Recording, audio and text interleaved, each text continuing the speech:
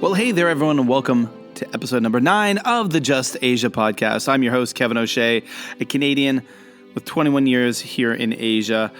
This is a podcast where I talk about me, because it is my podcast. And of course, I also profile other people here in Asia who are doing fascinating, interesting things and leading very interesting lives.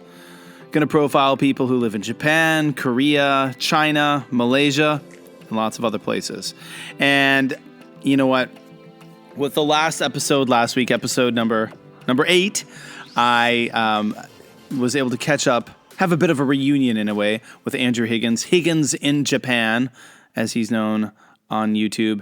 And it was a great conversation. And I can tell that you folks out there really enjoyed me dipping my toes back into the interview format of the podcast, or basically starting off for the first time with the Just Asia podcast. And I know that from the analytics, a lot more people listened to that episode than others. And I can tell I got a lot of positive feedback on Twitter, on Facebook, and stuff like that, that people really enjoyed our conversation. And this week, for episode number 9, another fantastic conversation is coming your way.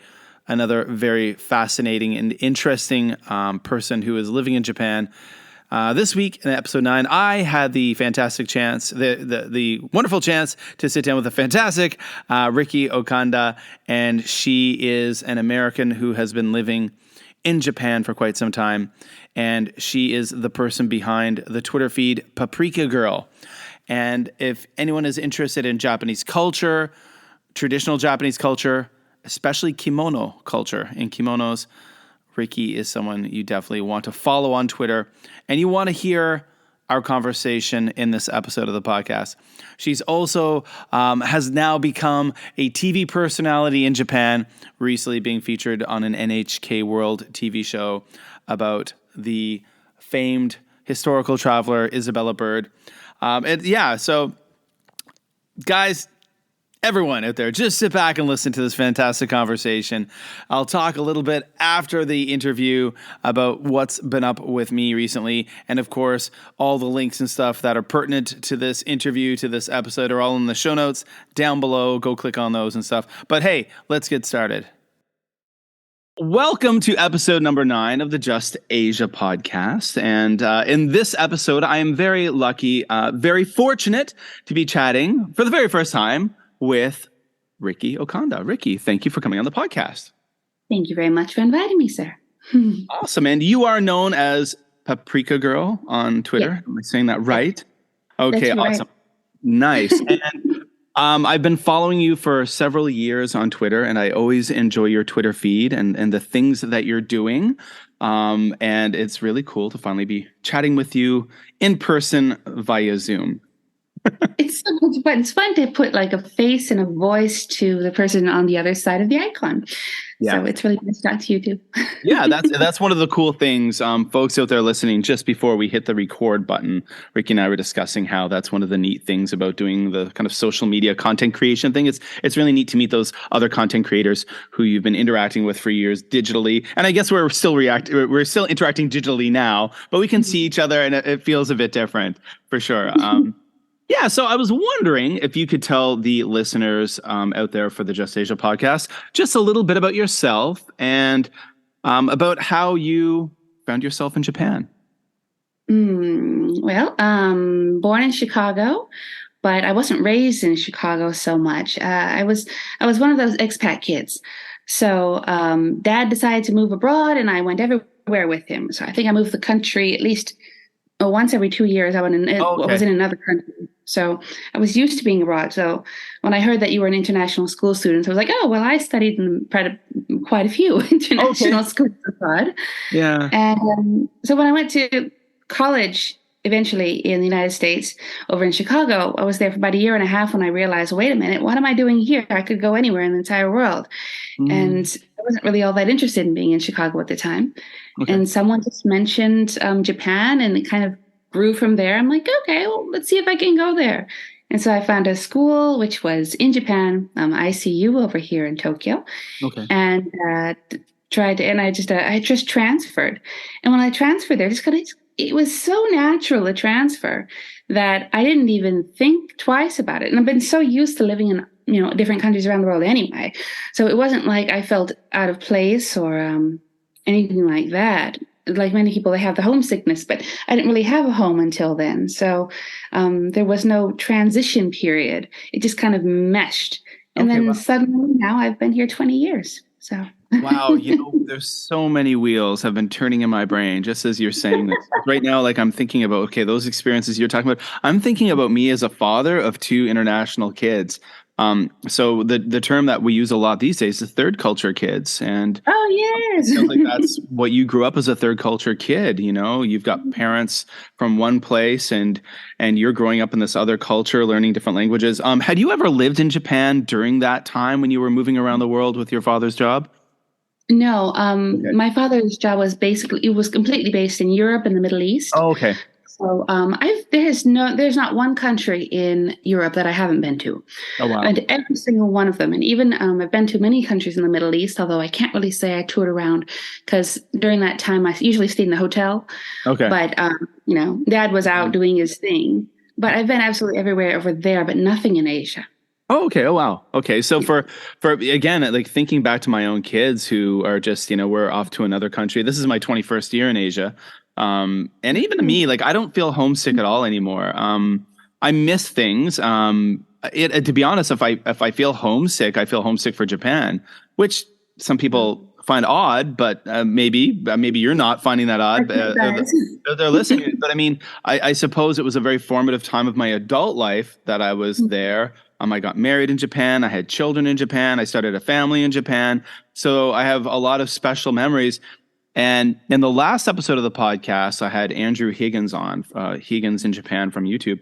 And one of the things he talked about why he has stayed in Japan so long is that there's just kind of an ease of living there, he finds. And I think maybe that's why I have such fond memories too, because I'll tell you, this is my 6th year in China, and it has not been easy. Oh Even, no. oh yeah, heck no. I mean, even Wow. pre-COVID, it wasn't easy. It was always challenging. You can't access the internet. You can't do a lot of things because of Wow. the structure of things. We'll just say that with the CCP. But okay. So that's how you got to Japan. And I think for anyone who follows your Twitter feed and everyone out there listening, if you are on Twitter, follow Paprika Girl. The links are below in the show notes. You obviously have a passion for Japanese culture. You have a passion for kimonos, and the kind of kimono culture and the history about it. And can you maybe let the listeners know a little bit about how this interest grew? And like I shared a question with you. Can you tell us about your kimono origin story? Let's get all superhero. It might be a long story. Let's see. I'll try to keep it concise. We're here to listen. We enjoy this. Oh, well, let's see. Well, my husband is Japanese, and we both met over in college. We have the same philosophy of science. That's our major. So we were in the same tanto. We had the same teacher in charge of us, right? Okay. When we were writing our thesis. Okay. And his grandmother was a geisha, and over a place called Kagurazaka. And Kagurazaka is famous for it's quite high class over there. So you have all the tea houses and something. It's where the emperor goes or the emperor's family will go. So they can't go to the local bar, but they can go to Kagurazaka and they can have a drink over there, right? Okay. And as a result, the things that you wear, especially kimono, you're not. I think it was somebody who told me that you weren't allowed to wear the same kimono in front of the same guest twice. As a result, you have a big list of who came and what you were wearing at the time. It becomes like a dictionary or a diary of sort, right? Okay. And so grandmother ended up with hundreds and hundreds of kimonos, right? Oh, wow. The thing is that she had a daughter, and her daughter was not, this was during the bubble era in Japan, and her daughter was not interested in kimonos because everything your parents do is not cool, right? It's still the way it is. That's the way it is, right? Yeah, it's still the way it is, yeah. And then her grandchildren were always boys. Okay. So she had 2 grandchildren. They're both they're both boys. So she was quite disappointed that she didn't have a Barbie doll to dress up. But then I came along, and I was just the right size and I don't know shape. And she just decided, okay, well now you are my doll. So she started putting, like, kimonos on me constantly. She was like, well, you're going to wear this and you're going to wear this. And what happened was I got a number of kimono from the grandmother-in-law. Okay. Never wore them for a time period. And I work in television. So I am an assistant director for television at the time. Okay. And their uniform for assistant director is black t-shirt and jeans. Okay. I did this for so many years. It was about 5 years or so that I was working in black t-shirts, jeans every single day of my life. And then I was invited to a fancy pantsy party. Okay. And I had nothing to wear. And my husband, he said, you know what? You have all those kimono that grandmother gave you. I'm like, oh, yeah. And so I looked online and I kind of remember what grandmother taught until then and started to put them on. And I started to wear them then.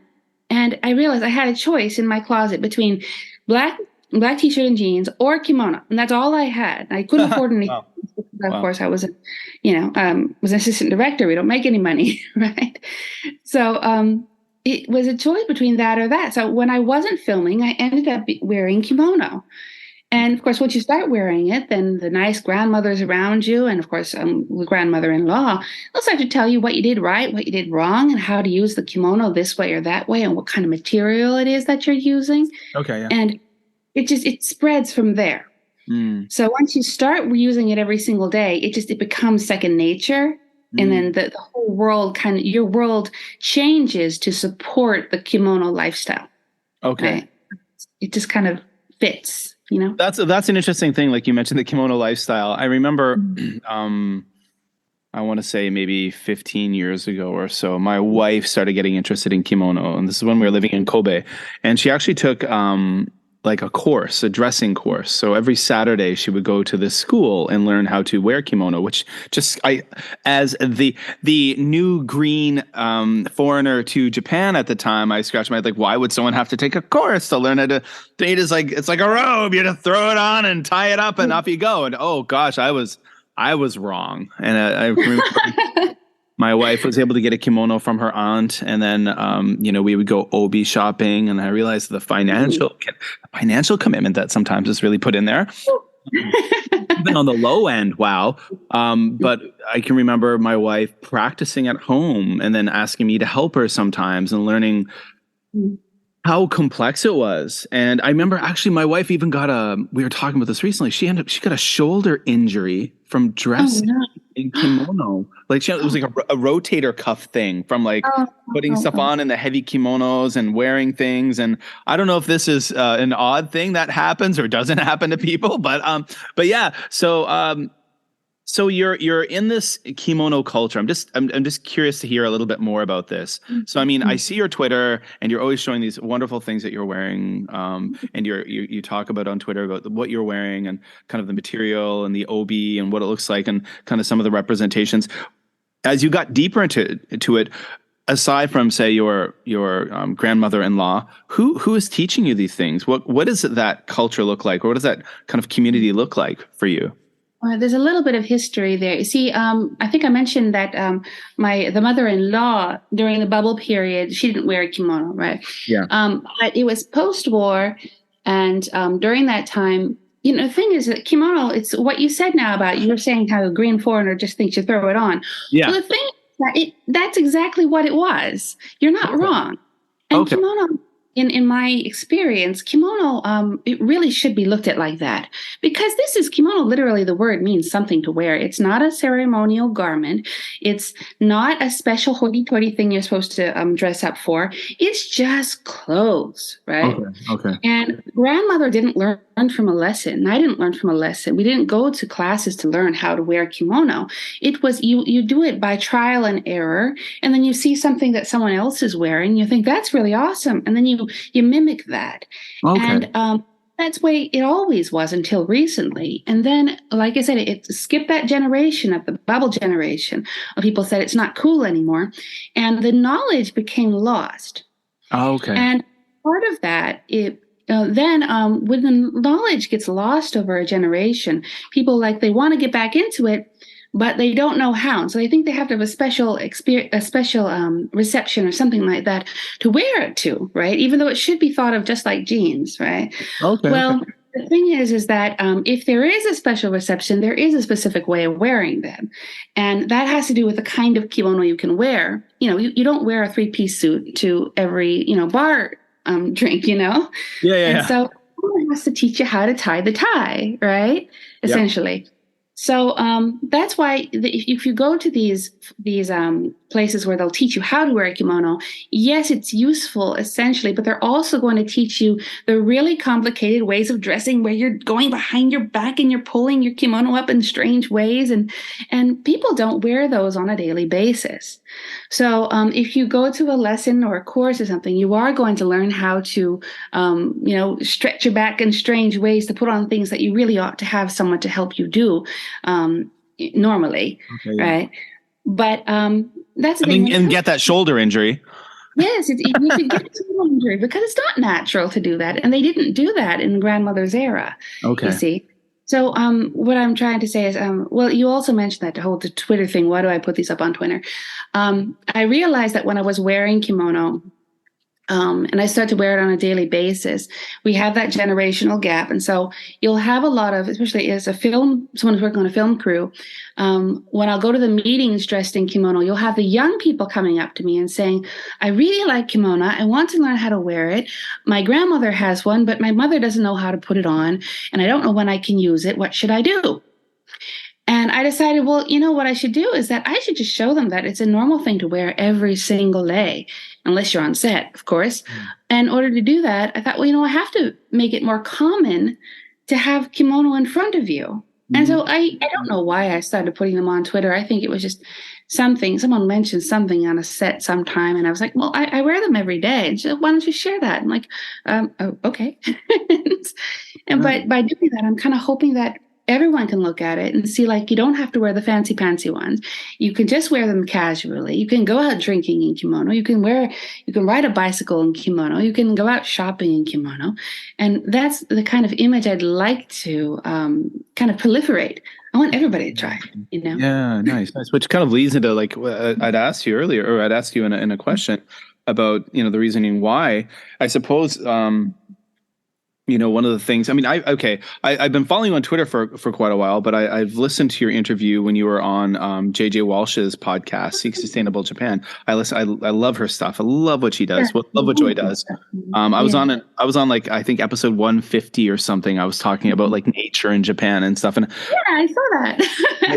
I love what she does. And I don't know how she's able to keep up with the pace of content creation she does and do all the other things. The force of nature. I love it. And she's something to be admired. But I can remember listening to that, but I've also, it kind of leads me to thinking about how often you'll see things that'll come across on maybe NHK or on different places where they talk about different traditions in Japan that are being lost, which is, when you have any country that has a population crisis like Japan does, there are a lot of traditions. And one thing that I've always wanted to do, but never have gotten around to it, maybe because I haven't had the opportunities. I've always wanted to make things with my hands. So it's not something I've ever done. I make things with a microphone. I make things with computers. But I've never been like an artisan. And you see like a lot of these kind of artisanal, kind of traditions that are disappearing. I saw this one video years ago about a man who is somewhere in Wakayama Prefecture who makes these special hats that hiking pilgrims would wear. And he's like the last one left though. And he's like really old. And all I could think of was, I remember having a conversation with my son saying, I really hope like he can find someone who would have the interest to continue this or to learn. Or I really hope there's some geeky foreigner out there who loves Japan, who would be willing to come over and just say, hey, I'm that guy, although I'm not Japanese, who will carry on the tradition of making this. Because I hear these examples sometimes of foreigners who have a passion or a connection for different aspects of Japanese culture, who do learn how to make a certain very specific type of pottery, or learn how to do a specific type of weaving in a certain way. And that carries on a tradition. I don't know, like, so you to me seem as kind of an ambassador for the kimono, or this kind of modern kimono culture. That's what I see when I see you doing this on Twitter. I think it's really amazing. So, why, I don't know, I'm just curious, why do you think it's, I mean, you've already kind of touched on it a bit, but Why do you like to kind of share more of that on social media? Oh, well, the social media. Well, in Twitter, I don't have a lot of time for social media, so I don't have multiple accounts on multiple like different kind of platforms or anything like that because I just don't have time for it, right? And then when I'm in front of the computer and I need to take a break and have a coffee sip, I'll look at Twitter because it's an addiction, Yeah. Yeah. But one of the things I did notice about social media, and I'm of the older generation, so I know the time without it, Yeah. and I saw the way it kind of affected people's psyche. Mm. You'll see all these people with these really, especially on Instagram these days. It got worse and worse, but it started out with Facebook, where people just sharing on what they did on a daily basis at school, right? And then eventually it turned into something like, well, people they started to use it to either, I'm not going to say the word, I don't mean in a bad way, but either to brag or to promote something that they were doing, right? Yeah. And so it gave the impression that everything has to be big, everything has to be bold, everything has to be successful and amazing, right, at all times. And then the backlash that came afterwards, especially on places like Twitter, where there's less photographs and more conversation, you got a lot of people who, on the other hand, started to become very negative. Yeah. And they started to put their current mental status up online. And in a way, it was a way to relieve stress. But the problem was it became so much of it and proliferated so much that it turns people angry. They'll get them angry over things that have nothing to do with them whatsoever. And they just want to get angry at something, some perceived slight or something, or it's all frustration. And so I lurked on Twitter for about 3 years. I did absolutely nothing in the beginning. I was just following other people. And then I'm like, well, maybe the things that we post on social media shouldn't be that big. Maybe they should be small. People who are posting about Japan, you have one or the other. It's either a complaint or it's an amazing picture from a calendar of some temple which they've never been to. Someplace which saying something, this so and so temple in Kyoto, which I've never seen, and it's not their voice, right? It's very unnatural. And so I decided to think, well, what? I don't have to post that. I don't know what I'm posting for, and there wasn't really a reason to do so. But I just happened to have a cup, which just happened to be Nambayaki, and that's fine. That's okay. And then in front of me, you'll just happen to have, a tenugui is there, right? Okay, yeah. And I just started putting them up, just the things that you'll see in your everyday life. Nothing that somebody else had posted, nobody else's pictures, nobody else's things. And I tried especially to not put any negativity up there. There's so much negativity out there, and it's destroying people's hearts, And so I'm thinking, well, let's not make any negativity, put any negativity there. Or if there's someone starts to attack, we talked a little bit about this, but if there are any trolls that start to attack, you just don't engage. Just don't engage with it whatsoever. And try to get rid of that from the social media in general, And so the way I'm saying, going back to the original point is that why to share kimonos and why to share Japanese culture? It's like, well, it's because of it's in front of me right now, and this is what I see, and I share this because people seem to enjoy that because it's a little moment of just a little bit of a moment of peace. Yeah. Essentially, right? Yeah. And just to see a flower, just to see a little bit of tea or something, it's also something that they can recreate in their own life. So it's not this huge private jet to Dubai, right? But because people can't do that in their own lives, but they can. If I'm having a cup of tea, well, they can go, maybe I should have a cup of tea, and so they can do that. Yeah. And kind of hoping that it makes it more human, more accessible. Yeah. Understand? Yeah, I absolutely understand on many levels. I mean, I've been a content creator since there was content to be created in a way, and digitally. I mean, I was an early adopter. My dad was an early adopter of computers. My dad, because of his job with the government, had internet access when no one had internet access. He did just because he had security clearance. And he would say, I remember the time he explained to me one time, I went to his basement office and he was like, it was like a DOS computer. So it's all, just like orange text and black. I remember those things. Kevin, you see this? And there's a bunch of text. Like, yes, I do see that, Dad. What's that? He's like, that's a library card catalog at a university in Bangkok, Thailand. Cool. I was just like, what do you mean? And I remember like, what do you mean Thailand? And he's like, that information is from Thailand. I'm like, well, how did you get it? And he was like, well, I just on the computer and on the phone, and then it went. And then I was like, what? What magic have you used? But like, so I've been around that, but I can remember in the early, like when I think about actually, jumping forward to what you're talking about, I think of me and the bug pictures on Twitter. Yes. I love entomology. I love insects. And then on a bigger picture, people listen to my nature podcast, my education podcast. It's a bit of a crusade for me to connect children with nature. And because I work with a lot of children in urban settings who have no access to nature, no context to nature, and the deep fear of nature because they've never been connected. So the way I look at, and I love photography and macro photography. So the photos I post are photos I've taken, and I post photos of bugs because I want to show people that they're beautiful. They're beautiful and they're not to be feared. And then people have said to me that, like, Kevin, those bug photos, those insect photos have brought joy to my life. And if my little photo that brings joy to my life can bring joy to a few other people's lives, then I'm happy. And if that photo can somehow show people that bug that normally you might step on or swat or not think twice of is a beautiful thing, maybe you'll think more about it. So, I mean, I agree that those small things. And for me too, like with the way I curate my own Twitter, it's not a negative place at all. Like you meet people who are like, oh, I don't want to get on Twitter because it's so negative. Yeah, it is. If you're following toxic people, or if you're getting involved in political discussions or religious discussions or things like about that. But if you're just looking at that, if you're interested in Japanese culture and you're following Paprika Girl and you're following,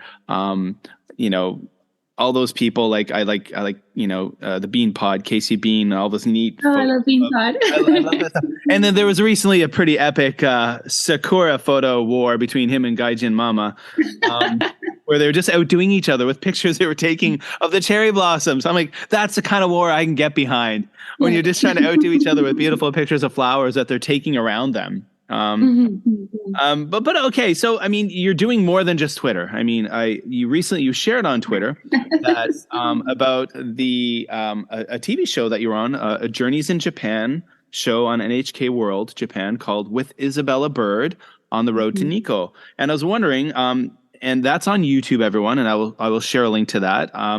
Could you tell the listeners a little bit about that project that you were involved in and how that all happened? Well, my job is behind the camera. So I work as a director for Japanese television dramas. Okay. So I don't usually go in front of the camera. There's another podcast interview. I see a future episode just about that right there, about how that happened. But yeah. Yeah. So the director, Miss Nagaoka, she's a friend of mine. And she wanted to do something new. So Journeys in Japan it's a story where you have a foreigner who's in Japan, who goes literally on a journey somewhere. And it's about, well, at least the image that they're trying to portray is one of this foreign person coming to a place they've never been and what they feel and what they think about it from a very natural perspective, right? So they're looking for people who have it's going to be hard to explain this, but it's television, so they're looking for people with cartoonish reactions, not in a bad way. This is a good thing because the purpose is that you're having people from a lot of different cultures and a lot of different places in the world learning English as they watch these programs. Okay, so as a result, they want to cast foreigners who are able to express what they're feeling inside, not through words so much as expressions. Something that the whole world will understand. Gotcha. That's the normal style, right? But Miss Nagaoka, what she wanted to do is she really wanted to follow the entire story of Isabella Bird. And Isabella Bird came to Japan, I think it was in June, about 150 years ago. And she followed a very specific trail, and she documents all this in these letters to her sister, which ended up becoming the book, Unbeaten Tracks in Japan. Okay. And the actual study that went into it was very deep. So it wasn't just a general touristy kind of a feel like most of the Journeys in Japan episodes. They wanted to do something very specific and follow the entire trail, but she recognized that it would be something that we'd have to film over the course of many years. Oh, okay. because you could not finish the entire thing. There was no budget. That's the real reason. But there's no budget to start all the way in Yokohama and then travel all the way up to Hokkaido. And then she went elsewhere as well, too, within the period of a month and filmed that all and then edit it all and all that goes into making one of these programs. So she had to film it in blocks.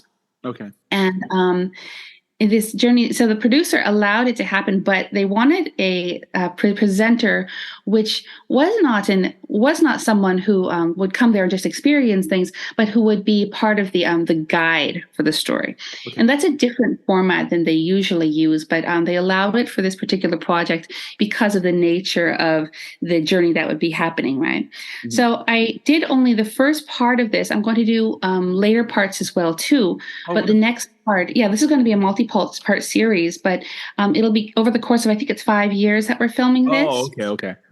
So the next one is going to be another gentleman because we're going to be going through a lot of mountain trekking, and I'm an old lady and I wear kimono. So she thought, maybe it'd be better if we had someone who a little bit more rugged. And so we decided to change the cast for this one. Okay. I'm still behind the scenes on this on the next one as well too. Okay. But this project is a little bit unique. But all the Journeys in Japan programs are quite interesting and they're easy to understand. And I don't know. I think we touched on this vaguely, but the Japanese, they enjoy seeing their culture through fresh eyes. Yeah. Right. So you can tell someone that, shamisen is wonderful, but the Japanese will be like, oh, yeah, I think grandma has one. It's not interesting to them when it comes from someone who's also part of the same culture in the same way as like, hey, I had a hamburger yesterday. It's like, yeah, we have hamburgers all the time in Chicago. It's that same sort of a feel to them. Yeah. But when you have a foreigner come in and say like, I had a hamburger, what is that? And then all of a sudden you have all this background about all these stories about how Uncle Joe cooks what in the I don't know. Sorry, I'm rambling. But the purpose is that a lot of the people who watch Journeys in Japan are also Japanese. Yeah. And it's because they've never thought about Isabella Bird because it's something you study in school, right? Yeah. It's not something that you appreciate. Then you see someone to speak about Isabella Bird, then they'll be like, oh yeah, I didn't realize it was that interesting. Maybe I should take a second look. So that's what the whole purpose of this program really is. Well, it's interesting because like when you talk about that, I mean, I know exactly what you're talking about in so many ways there. And when you think about, I think about how much of, like, I'm from Canada. Now, I haven't lived in Canada since I was in my 20s, but how much of Canada have I actually seen? It's a big country. There's so much I haven't seen. There's so much I don't know. I guess, I was from the East Coast, the Maritime provinces. I know a bit about that. I've traveled around that area relatively extensively when I was young. But we talk about, when you have Japan enthusiasts who are foreigners, or the YouTubers, for example, who do the bigger names, who do travel things. And I was talking about this with Higgins in Japan in my last video about how, you have people who do these really exciting things, and often that's their job. I mean, they make a living by traveling around Japan and doing these exciting things. But they how fun is that, right? But they'll see more of Japan than any Japanese person ever would. Because if you are just, if you work for a Japanese company, and we know the work culture in Japan, and you're working all the time and you have very limited holidays, how much are you traveling? You're not really. And so it's neat when I suppose you get to see foreigners enjoying your culture, your country. I think in recent years it's been neat how there's one aspect of Japanese culture that I like. I like to play with kendama. And it's just a fun brain break toy for me. And they have made this really neat kind of international mark in recent years. Playing kendama has become very trendy and cool in America and in Canada for a lot of young people. And awesome. It's become super fashionable. I'll send you a couple of links later to show you how cool kendama has become. Kendama has become super cool. And what makes it even really neater is that you get a lot of, and it's actually seeping back into Japan after. So the kendama toys left, and they've always been there, but became popular with a lot of people in America, younger guys often who it's a very kind of skateboard culture kind of look. So they look super hip and trendy with lots of tattoos. And they also often have like a lot of dance skills, and they kind of like mix like kendama playing with b-boy stuff. And it's a whole neat kind of culture. And then all of a sudden that coolness has come back into Japan, and a lot of young Japanese kids are starting to play the toy again because they're seeing what all these foreigners are doing with it and how cool they make it look. Which is really awesome. And it's an easy sell when I will show videos, because I've run some kendama clubs at my international schools here in Japan where I'd buy a whole bunch of cheap ones from, the Chinese equivalent of Amazon, and then show these kids a bunch of these really hip, slick edit videos of people playing them. And then, it's neat to see this aspect of culture. And I just know that Japanese people, when I show them these videos and stuff, they're just like, what? Oh my God, I didn't know you could do that with a kendama, or I had no idea. And they find it so cool that foreigners are in love with this aspect of Japanese culture because it's a Japanese toy. I love that. I love that, the mixing of cultures. I mean, when it comes to things like, it also ties back to kimono as well, or everything else that I share online. One thing we do have to be, which is very easy to do these days. You and I are old, so it's not. We're coming from a different background here, but gatekeeping is becoming a thing right now, right? Well, you can't do it unless you do it in this particular way or that particular way. And the truth is when you put label culture and stuff like that as just being as of this one particular location in the world, and saying it can only be done in this one particular way, you really limit it. And this is what contributes to the death of these various arts, and past and things like that. Not allowed to wear kimono unless you wear it in this particular way. Not allowed to play this game or play this particular instrument unless you do it in this particular way. And yes, you need to know the basics of things, especially if you want to be professional at it. But on the other hand, even if you don't know those aspects, to be able to touch it, just take the kendama toy and play with it and understand, well, this is a wonderful toy. And wow, I can do this and I can incorporate this as well too. You can broaden the scope of what a kendama is meant to be. And then, of course, like you said, reintroduce it to the people who, of their own culture, who have forgotten how to use it or had never seen the appeal otherwise. It's wonderful to see how internet, especially, is contributing to this kind of like, I would say, it's a very common word these days, but the diversity and the spreading of multiple ways to enjoy these aspects of culture that we would have otherwise ignored. Yeah, absolutely. And that is one of those beautiful things about the internet is that, and I sound old by saying this is why the internet is good. Everyone, the interwebs are good. Interwebs are good. Interwebs are good. Good interwebs. I mean, we can see so much. We can touch so much. We can experience things we never have before and get ideas and connect with people just like we're connecting today. And that's why I love making these podcasts, because people enjoy listening to them. And with my old Just Japan podcast, where I'd mentioned earlier, I'd made like more than 200 episodes. I basically finished that podcast like 5 years ago, and I still have people constantly messaging me saying they re-listen. I mean, it still gets so many listens a month, that podcast. And which is why I wanted to start this one up again, or this new one, because it's basically the same formula. I'm just going more broad because, for example, I'm talking to you, you're in Japan now, and I will be talking to other people in Japan, but I will talk to people in other countries who are doing interesting things because it's because it's that. So I'm curious. I don't want to keep you too long. I could talk forever. I'm good at that. But one question I want to ask people in this kind of podcast series is often, you've been in a place for a long time, you've been in Japan for a long time, and this and that. Obviously, there's a reason why you're there. So I'm always curious to know when I meet expats in other countries who, for example, I alluded earlier that I'm in China, and China does pose challenges that maybe I haven't faced in other countries. But I do meet foreigners who've been living here for a really long time too.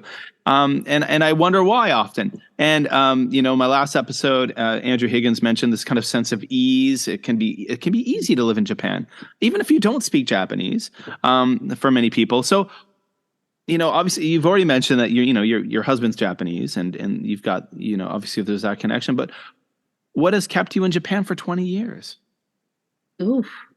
That's a good question. I think, you did mention the ease of living here.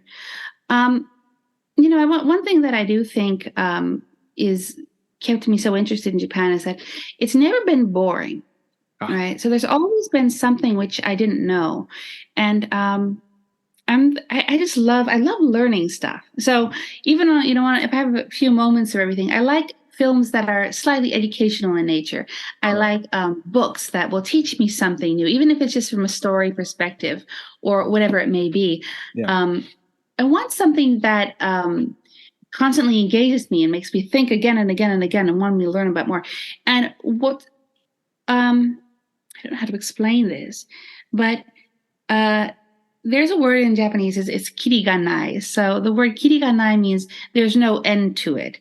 Mm, And what's interesting about Japan is that any single aspect, whether it be something like tea or clothing or weather or the houses that you live in or anything, could be absolutely anything. Sake, for example, is a big fun. I love looking into the history and the culture of sake, mm, but anything that you get hooked on, you could just open it up just a little for a little peek, and you realize there's more, and there's mm. more, and there's more, and there's more. And um, when I would travel around, I'm sure this is the same for any particular culture in the world. So it's not just Japan which has this, but in my case, I grew up in Europe, and so to see another temple was just to see another temple. It meant nothing, or I'm sorry, like a church or something like that, or see cobblestones or something like that. It was normal to me over there, and it wasn't interesting. When I came to Japan, it's like I took a renewed interest in not only the fact that, oh look, it's a nice red building that happens to be a shrine, and what's the deity? Oh, there is no deity. What do you mean there's no deity? And then you started to pick away at the culture and figure out why this, why that, and why is that particular post right in the middle of the house, and why are they putting a string of paper around that rock over there, and why is the paper tied with this particular kind of a rope, and there's just so much to delve into that once you're kind of bored with one aspect, you're going to find another Yeah, aspect that's yeah, fascinating. absolutely. Right? And I guess in that sense, that's one of the reasons why on Twitter I'll mention the little things, Yeah, yeah, because a lot of times people, they're looking at things from way too macro yeah, a position, and they're not appreciating the fact that, wait a minute, if you were sitting at a table in Chicago, it's a very different atmosphere than sitting at a table in Tokyo. mm, And what is it that makes it so different? I guess to take interest in that, what is it that's making it different, is what leads to 20 years of life yeah, in yeah, a place without being bored of it, you know? yeah, absolutely. No, yeah, preaching to the choir here. No, I completely understand. I think of like the analogy of like when I'd be, um, if I'm walking down a back street in Osaka, one of the old neighborhoods, like my wife's from Osaka, and I'm walking in like in an old neighborhood, and it's kind of a dingy neighborhood, and you're just walking along through these little alleyways, and you see a little tiny shrine, just a little tiny one, little stone one there, like, and you're like, well, and I'm sure it's walked by, Japanese people walk by it every day, and either and even people who are not from that neighborhood, and they would never look twice or never even think about it. But I stop and I wonder, why is that here? What's that Mhm. for? How long has it been here? And then you start kind of asking these questions. And I think that was maybe some, when I moved here with my wife, maybe when I moved to Japan, I met my wife outside of Japan. Actually, we met in Korea. Um, we were both teachers in Korea when we met, and I think I was asking her so many questions all the time that she didn't have answers for, and then she did, but never thought about. I mean, maybe no one had ever asked her those questions. Like I remember shortly after moving to Kobe, where I was walking I came out of my elevator of my apartment building one evening. And I'm walking along, and I look at the apartment next to ours, and I look down at the door, and in front of the door, there's two piles of salt, one on each side of the door. And I was like, huh? Is that salt?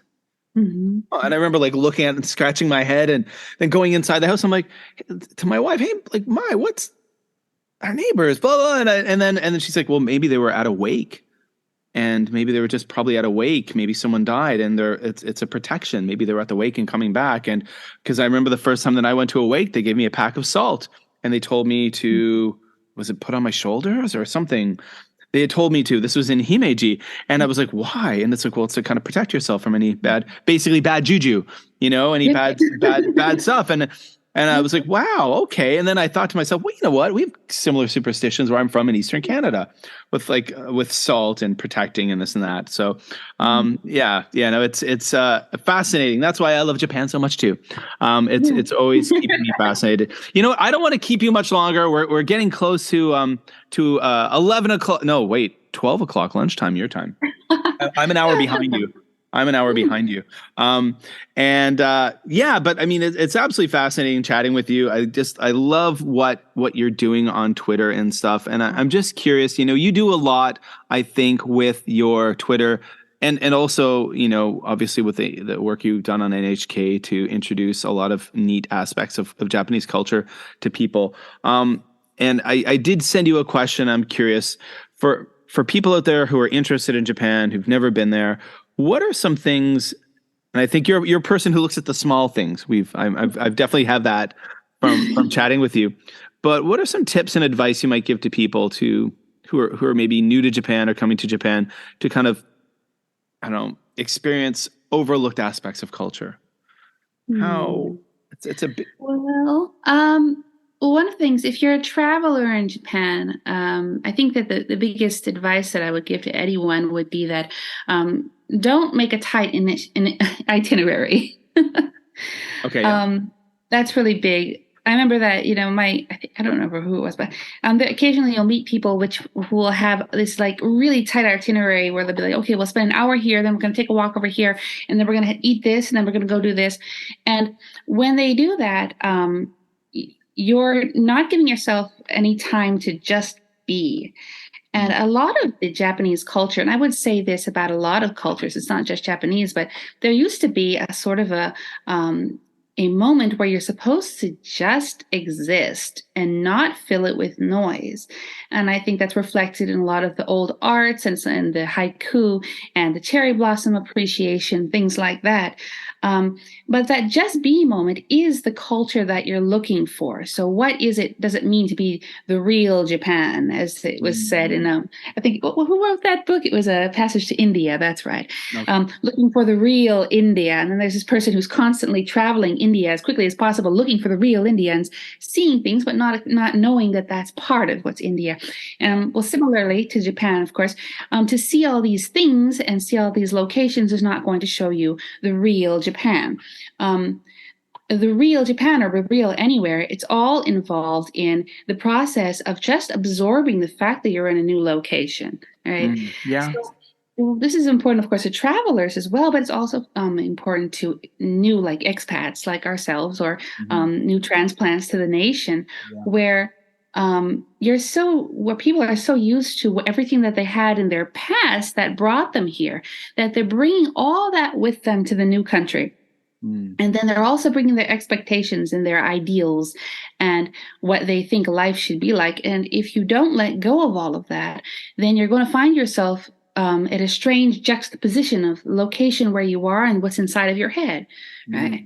So what I'm trying to say is that if you're coming to like Tokyo or something like that, where it's all rushed and there's all this information, and you have what's behind you and we have what's in front of you and what you hope to do in the next 5 years or whatever it may be, if you do that, you're going to burn yourself out. And so you have to take a moment, be Japanese, and just sit there, look at the cherry blossoms, have that cup of tea, look at the pen which is sitting on your table and wonder for a moment where that pen came from and who made it and what his grandparents are like and things like that. And just give yourself time to think, you know, and wonder. I think that's the only bit of advice which I could give universally. Great advice. Great advice. I absolutely agree. It's great advice. It's really good. It's a great way to end this. I like that. You hear that, everyone?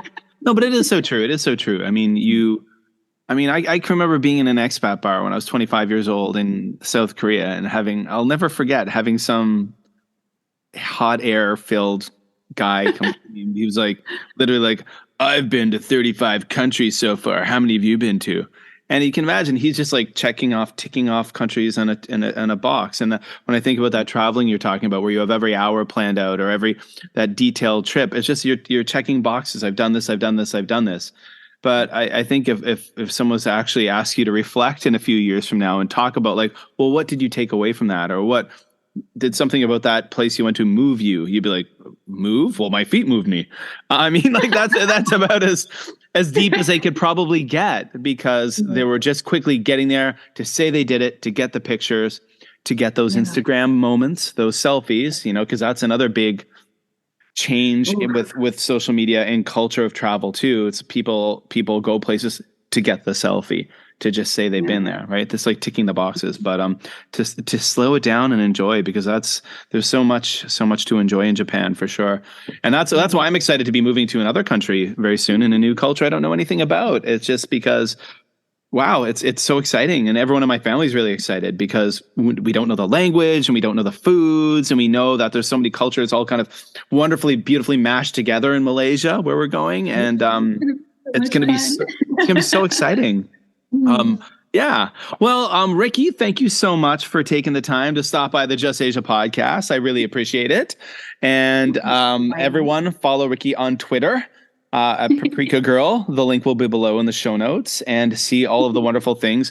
I will also put up photos, but when I send this podcast up, I'll also share photos so people know what it's about. And yeah, thank you so much. Thank you very much. It was nice to talk to you. Let's chat again soon. Absolutely. Well, that was a fantastic conversation. And again, I want to just take the time to thank Riki for stopping by the Just Asia podcast for our second foray into interviews, and I was really delighted to finally chat with her in person, because Riki has been someone I've followed on Twitter for a long time, and you can too, of course, at Paprika Girl _JP over on Twitter. And it's fantastic, because again, I've been following her for years, and we've been interacting on Twitter for some time, and it's neat to finally see her and talk to her via Zoom, of course, but it was great. And she's a really fascinating person doing really interesting things in Japan. And again, you can follow her. Go to twitter.com/paprikagirl _JP. That link will be in the show notes. Yeah, so there you go. And if you're not on Twitter, I guess there's a great reason to get on Twitter. Just if you're someone who's interested in Japan, to follow her. Just so you know, folks, the last 2 episodes have been Japan-centric with the people I've been talking to, but not all people I will chat with on the show are Japan-based. There are people in other countries. I've got a couple of interviews in the pipeline lined up, some fantastic, interesting folks here in China. I'll be talking to who are content creators doing neat things, and one of them is transitioning out of China, just like I am. And there you go. So, again, check all the links in the show notes. So now, guys, it's my turn to talk about me a little bit, let you know what I'm up to. The first several episodes of this podcast, it's essentially what they were. Now, in the past week, we had a holiday last week, but it was a short one, just 5 days. But I enjoyed that holiday. That gave me the chance to sit down and talk to Riki and have that interview, the conversation that you just heard. It also gave me a chance to go to Hong Kong with my family for another day trip. So, of course, because of the zero COVID silliness that was going on here in mainland China for several years, we couldn't cross the border over to Hong Kong. Borders are sealed everywhere. And yeah, but now it's open and free to move back and forth. And we went on a day trip to a place called Causeway Bay in Hong Kong. So we took a taxi here in Shenzhen on the mainland side of the border over to Shenzhen Bay Bridge, and we took a bus across the bridge. We went through immigration, the border crossing, took a bus across the bridge, then a subway, and then we got to Victoria Harbor, and we were able to take a ferry boat across the iconic Victoria Harbor, and that was really neat. You know, I've just grown up watching movies from Hong Kong, and you see so many scenes of those iconic buildings at night all lit up in Hong Kong, those super tall buildings all around Victoria Harbor, and it was really fantastic and neat and surreal to be on a boat crossing Victoria Harbor. Not something I ever pictured myself doing, as I grew up. So it's really neat to be able to do that. We kind of had a bit of a focus on finding some English language bookstores for my kids. And we went to one kind of shopping center and ate food. And then we went hunting around and found several bookstores. And then it was time to head back home. And it can be quite a journey sometimes, although it seems it is very close. Technically, when you're crossing borders, it can take some time. So that's really all I did. On the countdown right now, as of me recording this part of the podcast, I think I've got 48 days of school left in the school year. And then we're done. Less than 7 weeks getting on 6 weeks. So that's really exciting because, of course, we're going to be leaving China after 6 years and moving on to new adventures. Going to be going back to Japan for the first time in 3 years, then Canada for the first time in 4 years. And I haven't seen my family in Canada in a long time, and I miss them, and I miss... I'm going to be honest, guys, I feel more homesick for Japan than I do Canada, and I don't know, maybe that's because I lived there for a lot of my adult life, and started a family there and went through some, very special times in that country. As far as Canada goes, I'm looking forward to seeing my brother, my sister-in-law, my niece and my nephew, aunts, uncles, my mom. I'm looking forward, so my dad sadly passed away just a few years ago.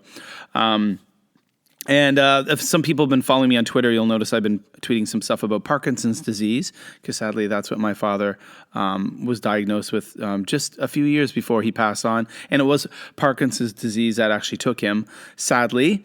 So I've been doing a little bit to bring awareness to that just by tweeting some things. I'm a very, very, very active Twitter user. I'm a big fan of the platform. I use other social media too, of course, a little bit of Facebook, a little bit of Instagram, but Twitter is kind of where I hang out the most. Even LinkedIn. I use LinkedIn, but that's more professional. But yeah. So, where my family is now in Canada is not where I'm from. It's not my hometown. It's in the province of Ontario. It's in Eastern Ontario. I'm not from Ontario. For those familiar with the geography of Canada, I was born in the East Coast in Nova Scotia. That's where I grew up. But I don't have any family there now. So the reason why we go back to Canada is really to see family. And the kids are just really excited about doing Canada stuff. They're excited about Dollarama and Dollar Tree, which that one's actually not Canadian. Walmart, which isn't Canadian, but it's neat when when you're in Asia to be able to go to a Walmart supercenter is really different. It's really an interesting experience for people coming from China or coming from Japan or wherever it may be. So we're gearing up for that. And basically what I'm going to be doing over the next few days is lining things up with some more interviews. And I'm going to be interviewing some more fantastic folks for future episodes of the Just Asia podcast. I forgot to bring a drink with me to the recording studio for this part. So I'm regretting that right now. Regretting that at all. I had a delicious soda water to bring with me. And I left it at home. So, so I'm going to wrap things up here, folks. Remember to check the links below. Follow me on Twitter at MadForMaple. Follow me on Instagram at JlandKev. Check out the Facebook page. That is at Just Japan Stuff. All the links are right below. If you're listening to this, in Apple Podcasts or Amazon, you'll see all the links.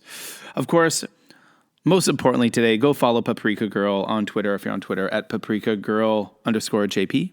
She's awesome. Riki is just doing such neat stuff. So that's it for episode number 9 of the Just Asia podcast. My name's Kevin. I'm a Canadian living currently in Shenzhen, China, soon to be in Japan, soon to be in Canada, and then soon to be laying a bit of some roots down in Malaysia, Penang Island, where I'll be living and working next later on the summer. All right, guys. Well, wherever you are in the world, hope you're happy, hope you're healthy, and remember to spread the word about the Just Asia podcast. Word of mouth is what gets us noticed. Oh, yeah. And also, a lot of podcasters say it, but it is true. Please leave a rating and a review. If you listen to Apple Podcasts, please leave a rating and a review. It helps me get noticed, this podcast get noticed. And please share it on your social media. You're a Twitter user, you're a Facebook user. Please share some links that I share. Help us grow. Remember, the bigger the podcast gets, the easier it is for me to pitch ideas to people and get more people on the podcast. All right. Well, that's it, guys. Take care, and I'll be talking to you again in a week from now.